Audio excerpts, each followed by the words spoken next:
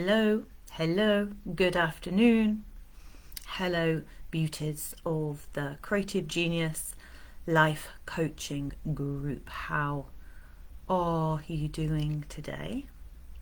It's actually turning out quite nice in Manchester, though it is cold.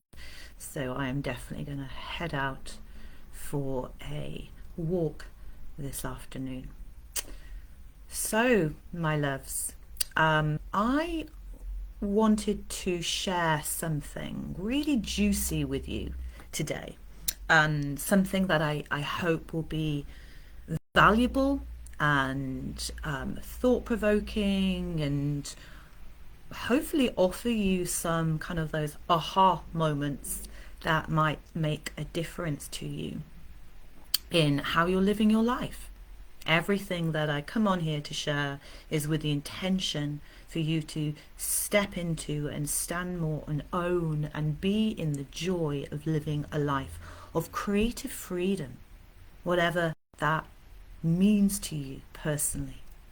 It'll be very unique to you, your own adventure, your own map of living a life of creative freedom. And this is about how we fuel, what kind of fuel we're using to source the power of who we are, how we show up, and how we're living, and ultimately who we are becoming whilst doing so. So for those of you that are not familiar, I am really investigating, I am swimming in this absolutely wondrous exploration around power and what that means for us personally, where we block it, where we lack, where we give it away, and how we can cultivate a right alignment with our own source of power, which ultimately our power is in who we are. We are those superheroes that we absolutely adore. I am a complete and utter geek for superheroes. I love all of those movies, and I used to dream about being Wonder Woman when I was younger, and that's probably more of a bit of a kinkier edge. That's a story for another time. But we all have our own power that is naturally our gift in the world. You could also call it your genius, which is obviously why my business is called The Creative Genius, because we all have this. Hey, sweetheart. Hello, darling. It's beautiful to see you. My goodness, it's been a while. So if you're watching this live, do say hello. If you're watching this on the replay, do say hello as well. And as ever, as I am sharing with you, I would love to hear your thoughts. Anything that pops up for you, anything that you resonate with, any questions, please do share in the comment section. I'll always respond and engage with you. So a lot of what I'm about to share now is a little bit of a preempt for my new mini program. It's only a 3-day program, though it's juicy as fuck, called the Power Keys, which is starting on the 18th of June. Just wanting to put that in there, and I will pop some info into the chat later on. But back to what I want to share with you today. And this is basically, what are the 7 unsustainable power sources that you might be using to fuel and cultivate and build and craft your life, your relationships, your art, your business, your work, your friendships, your parenting, everything. Because once we recognize this in particular area of our life, we will probably be able to see how it is also weaving its way, its insidious way, through every single aspect of your life. So it can be quite like, whoa, when we realize this. And as always, when we're uncovering these very human aspects of ourselves, my invitation to you is always to stay kind and curious. It's all we need to do. Nothing is right or wrong. It's simply investigations for us curious-minded, deep-souled creative folk, which I'm guessing is you if you're here. Okay, so let's begin with the first one of these. And in a way, this one kind of is the root of all the others as well. But it's fear. Fear is the first unsustainable power source.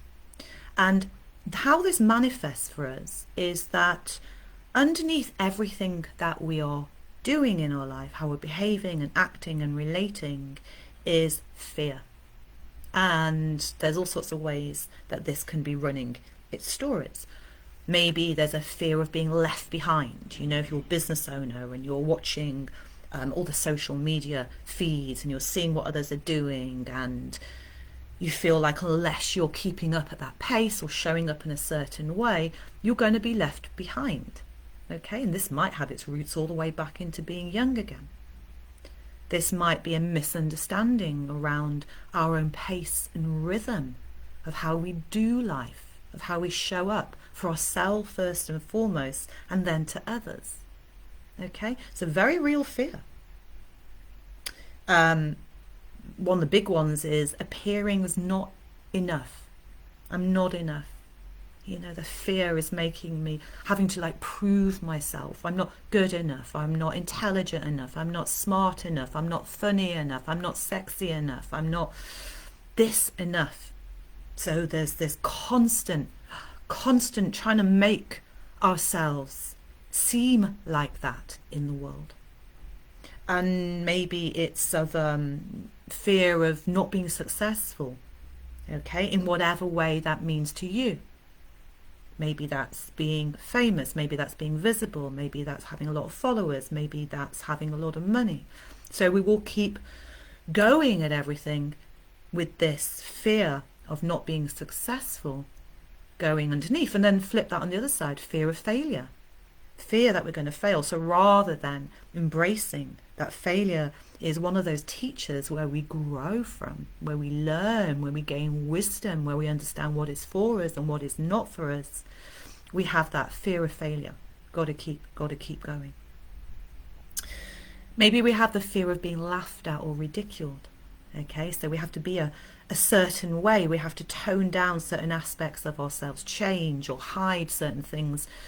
So we're not really kind of showing up as who we are in the world because we don't want to be laughed at, okay, or be seen as foolish. I say to that, embrace the fool. Being a fool is one of the best and most liberating ways to be in life. So it could be that how we're living and what we're doing and acting and showing up, there's actually underneath this sense of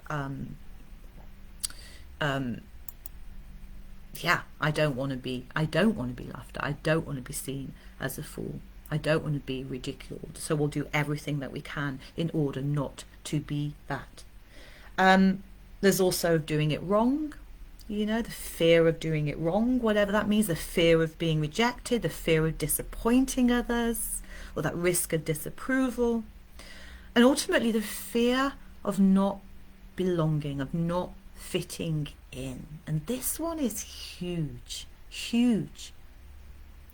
And the thing is that all of this particular power source, when we're fueling our life through fear, has a lot to do with looking outside of our own self for who to be, of how to be, of what to do. And these could be literally the people around us, the things that we're listening to. It could be what we've taken on from our family, our society, our culture. We need to do it a certain way, be a certain way. But it's also, there could be the internal beliefs. So even if you're thinking, well, actually, no, I'm not impacted by what others have to say. We have to look at those inner beliefs that we've picked up, and that's actually are the ones that are stirring the ship of how we're showing up in our own life. So the fear aspect, a lot of the time, is related to how we appear to others, how we're living, how that appears, how we're doing our relationships, how that appears, what that looks like from the outside to others. And this is a huge thing, particularly in this social media world where we live, where we're saturated by all of these things going on. We see the outside. We very rarely see what's going on behind that surface level, the other depths and areas in somebody's life. So it's a very insidious voice to listen to, those voices. And a really good way of starting to work with this is to, when you notice these beliefs coming up, those fears arising, I've got to do, I've got to do, I've got to, and it is a, ooh, and the body will kind of rise up away from the ground, from the earth, from that holding, is to ask ourselves, whose voice is this? Is this my voice? So this is the first one. This is number one, okay? Sustaining our life through fear. So let me know if this resonates for you at all. It's very common. You know, most of us, let's be honest, most of us will be fueling our life and our power through one of these 7, or a combination of the few. They kind of overlap as well. It's probably very rare that we're fully living from our own natural, aligned, honest, clear fuel of power in the world. So we're going to move on to the second one.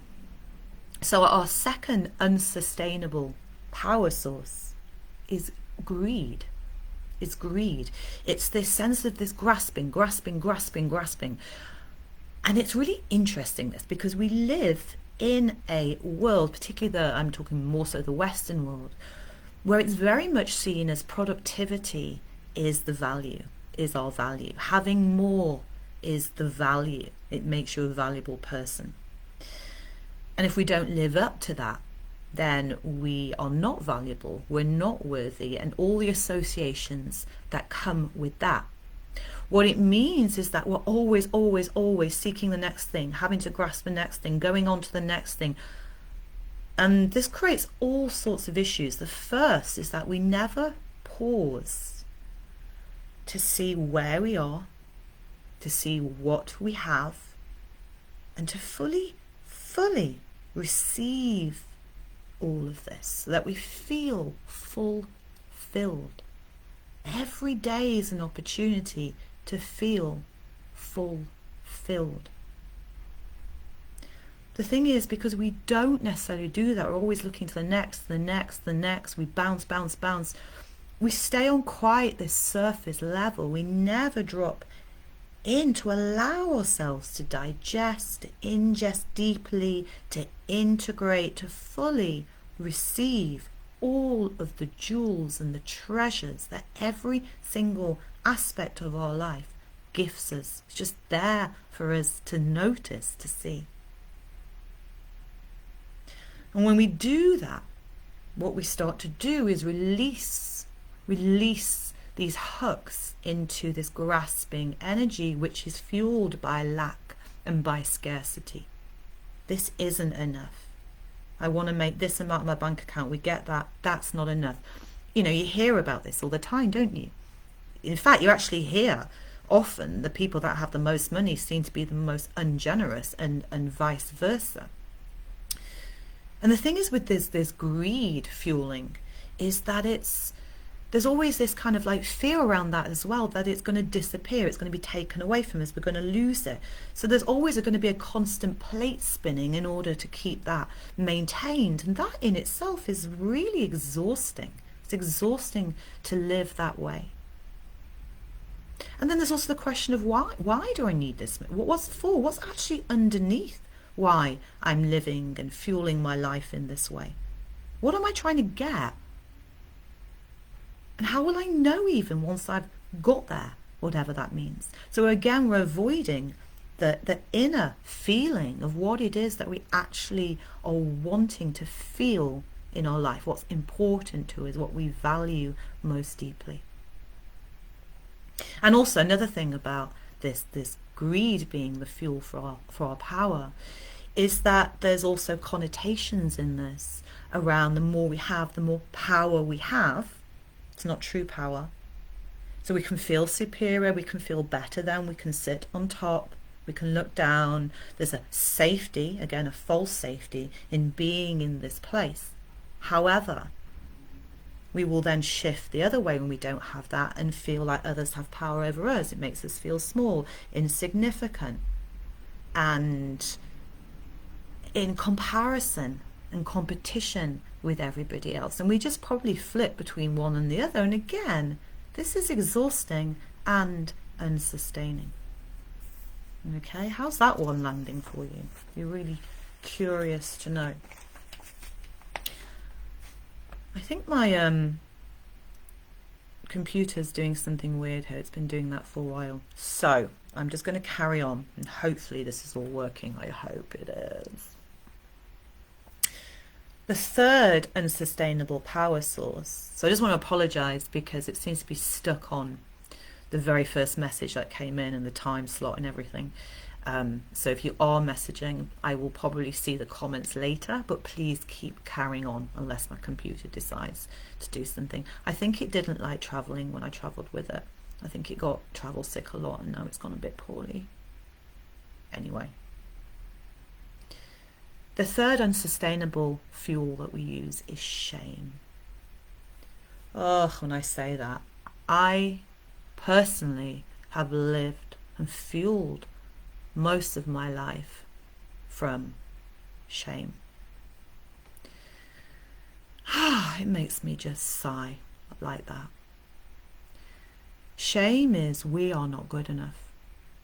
And often then what we do is we fuel with this need to be perfect, for everything we put out to be perfect, to have the perfect relationships, to know the perfect thing to say, to not get clumsy whatsoever, to not be human, basically. And that is a high level to live from. We can't. It's not possible. And the whole idea of living at that level is then we're not going to reach it, and that's probably going to happen all the time, and therefore we just land back into shame again.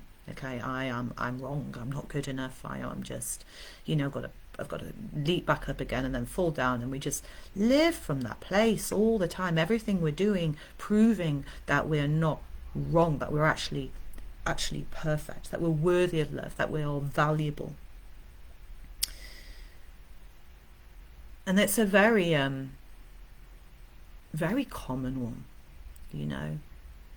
And one of the big ways that we can start to change that is to begin to acknowledge our vulnerability, begin to claim our vulnerability, begin to live from a place of, okay, I fucked up, or I don't know, or I got this wrong. It doesn't make me wrong fundamentally, but it means I can learn from this. And it's the place where we can land in humility. We can land on the ground, and that creates a lot of empathy with others. It's an extraordinary strength. Shame. Not a place to really create a good life from, really, is it? We just hiding who we are from life, but still putting everything out or doing everything and trying to have these relationships, everything. All of this really is essentially about relationships. The next one, the fourth one, I think it's the fourth one, is anxiety, which is similar to fear. I've mentioned about fear, but anxiety on a fundamental level. I think it was Paulo Coelho that spoke of this years ago. I think his quote was something like, if we are anxious or depressed, it's showing that we are living for others. We're living to please others. So the people pleaser will be a big part of fueling our life from anxiety. Checking, is this okay? Is that okay? Not wanting to upset the barrel, not wanting to disappoint somebody else, fearing any kind of conflict.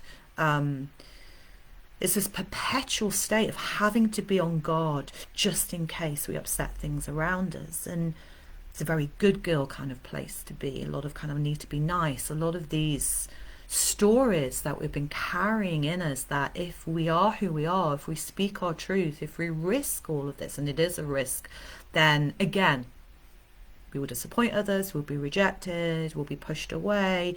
Essentially, we will be thrown out of the tribe. This anxiety is a very deep place of needing to know that we're not going to die. It's interesting. We create this activation states. There's a danger around, a danger that we still are in connection to life. We belong. and a forgetting that we already are. And the kind of opposite to this is there's several ways. One might be looking at this in a different way and going, okay, if I take the label anxiety off, can I call this excitement? Energy is wanting to move somewhere.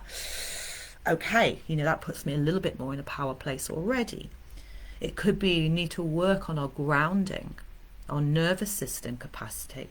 Maybe we're getting dysregulated often and activated so much and so triggered, all these words, that we need to look at ways to sustain our capacity to bear the excitement, the energetics, moving all the time of the life that we're living.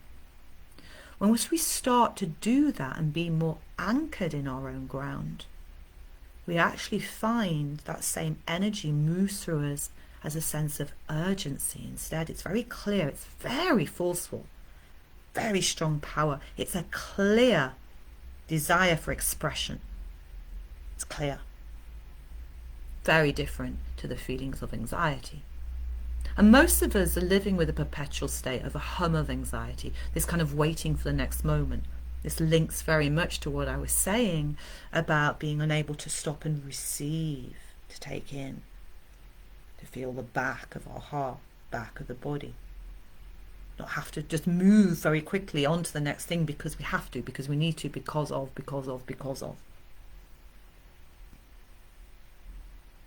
And this brings us on to the final few. Hope you're okay. Let me know how you're doing here. As I say, I can't seem to see any comments. I hope you are still seeing and hearing me. And I'll only know at the end of this live. Remember to breathe. Remember to be kind and curious. Remember to know that pretty much all of us have all of these things that go on, and there is nothing wrong with this. It's just interesting to notice, how am I fueling who I am in the world, what I have to offer?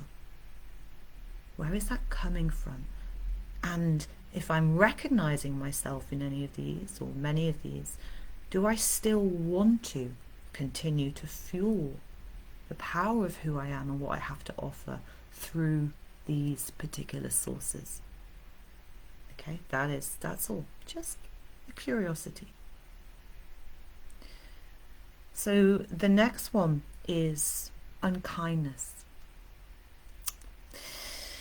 Come on, let me meet anybody who is not fueled at some way, or has been fueled in some way by unkindness. And I'm talking about our own unkindness. And how this shows up is, firstly, it shows up in how we speak to ourselves. Are we kind to ourselves? It's fundamental. Kindness is one of the most beautiful qualities that anyone can have. And we often say we look for kindness. We want to be surrounded by people with kindness. We might even say, I'm a kind person, I'm a kind friend. But let's just open this up and have a look what's in there. Is that kind? Are we judging ourselves often? Are we judging everything we're doing? Do we speak to ourselves in ways that we would never, ever want anyone else to hear? Do we praise ourselves at all, or do we not even think about that? But do we celebrate ourselves? Do we acknowledge the things that we do, steps that we take, difficult things that we put ourselves into? Do we actually acknowledge that? Is there a well done? Is that you're amazing, you've got this? Or is it just, no, you didn't do that very well, did you? Or God, that was stupid, wasn't it? You're an idiot, and you never do this, blah, blah, blah, blah, blah. It's really painful how we can be speaking to ourselves. And the other way this shows up is, the unkindness shows up in ignoring our own needs. And that might be ignoring our own needs for connections, for playing out, for moments that make us feel joyful. It might be ignoring our needs, basic needs, for food or for sleep or for movement. We might be ignoring the instincts that our body is telling us. So we're ignoring ourselves, essentially. Probably bullying and then ignoring and negating and avoiding and denying all of ourselves. Very abusive. And obviously there's levels to this. There's levels to this. But this could be a way that you're fueling everything in your life, which doesn't really create much satisfaction, I would say. I can't see how that would create that. Last two. The sixth one is the shoulds. Da, da, da. This is a huge one. This is one that we can kind of like really kind of nip in the bud in a way quite easily when we begin to notice this. How much of how you're living, what you're doing, and the way that you are crafting your life or doing anything is based on shoulds. How often do you hear yourself go, I really should, or I should do this today. Shoulds are like this big red flag of how we're fueling our life. Shoulds tell us that there is this way of being or doing or acting, but it's not really my way, but the shoulds say that that's the way, and if I don't, then I'm not. No. Shoulds and shoulds. Shoulds lead to resentment at the end of the day. How can they not? They're not coming from our own truth of how we can fuel the power that is who we are in our life. Really interesting one. Really good again to check with, well, who said? Who again is this voice of shoulds? According to whom? I should do that according to whom? Do I want to? Do I want to? Really interesting to notice that. And then we're going to move into the last one here. This is probably the one that, all of these, as I say, they kind of mix and together and they're not so separate, but this, I guess, covers everything in a way. And this is the need for validation. And this one is huge. And let's be honest, I think probably all of us, to some degree, can put our hands up and go, I have fueled so much of my life from this need for validation. It's very natural. I mean, we live in a society, we live in a world where somebody at some point created a like button on Facebook. I don't know if you saw that. Is it Social Dilemma? The documentary a few years ago when they interviewed that guy and he was so apologetic. He really wished he'd never actually even created that because of what it's done.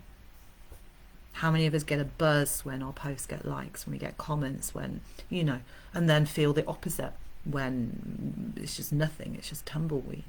So dependent on that validation. And it's this, I have to be seen, I have to be approved of, I have to be affirmed, I'm doing it the right way, you like me. And it's quite a fix, we're going to keep needing that. It might satiate something in us for a small while and then very quickly that will disappear and we need that fix again. We need that validation once again. And on a kind of very deep level, and I wrote about this in a post recently, this needing validation can actually be the validation that you even exist in the world. I discovered this myself. It's incredibly shocking, incredibly rocking ourselves to the core. And often that can show us where we're not filling our own well, where we're not tending to our own self, where it's got nothing to do with anyone outside of us, nothing. It's for us. It's to feed and nourish us so that we are full of substance. And then we live from the overflow of that fullness, from the true generosity of who we are. And if we're feeding that more and more and more, then we're not going to get exhausted. We're not going to need that fixing. It doesn't matter what anyone else is thinking because we are deeply embodied in our own self. Sure, we have needs. Of course we do. We are humans, we're in relationship. This is all about relationship. But we don't rely on that to give us our sense of self. We have a sense of ourself. We're okay with that sense of self. Maybe we even really love that sense of self. You know, we accept the aspects of ourselves that maybe aren't really likable. But we are full of ourself in a really healthy way. We know we exist because we feel it. We feel the gravitas of who we are. We're not rocked and shaked and destroyed. We become unbreakable in this way. And it's big. And breaking away from fueling from this place of validation, it's incredibly liberating. All of these are, when we see this, and then we can choose, okay, I really notice with that kindness, I fuel a lot of how I live my life from one of these. Then we have a choice. Then we have the choice to try something different. Then we have a choice not to take the action we're about to take that has been fueled from this particular source. And even if we don't know how else to be, just in that pausing, just in that awareness, begins to create enough space for something else to pop up, something else to guide us. And that will be the true fuel and source of who we are. We will feel free. Our bodies will feel freer, more alive. There's more movement. There's more ownership of our space in the world. We will stop trying to prove that we belong, that we're loved, that we're valuable. We just will be. It doesn't matter. And then the thing is, the more we live in this place, the more magnetic and attractive we are. And the things come to us anyway. We don't have to go out. We don't have to leave ourselves. We lead with ourselves. We lead with ourselves. We lead with our own power. In everything. And this becomes a place of compassion because we know we belong. We know we're in connection. We care. We lead with those places. We want to be in service. We want to support others. We want to collaborate. And it's not a competition. It becomes about community. All of us coming together with our gifts in the world, standing alongside each other, building the strength. This is power with. Power is heart.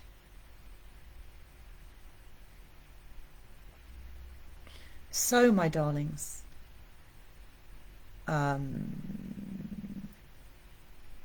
I'm going to leave this here for now. Let this land in. Be interested. See which of these apply to you, where you're using that. Because all of these, we use them because they get us something. You know, they get us those things like approval, like attention, all of these things. And none of this is wrong, okay? There's nothing wrong with being validated. That's really important. There's nothing wrong with those occasions when we need that as well. But it's when we are living through these without us being conscious of that, that it starts to create issues and problems.